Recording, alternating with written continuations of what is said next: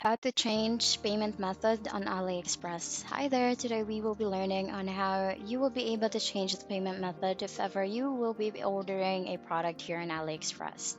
So the first thing you do is go to your web browser and search for a product that you want to purchase.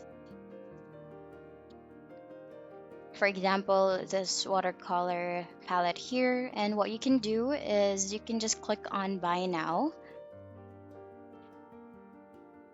And then when you click on buy now, you will be routed to another page where you will need to input your details like what shipping address and what payment method you'll be used. So what you can do is just select a payment method, and if you don't have any payment method yet, you can just click on add a payment method.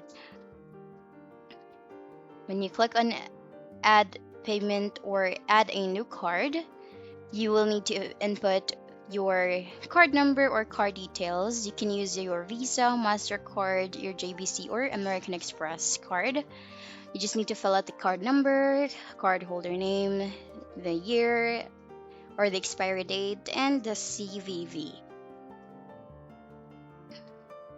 Once everything has been filled out, you can go ahead and click on save and confirm.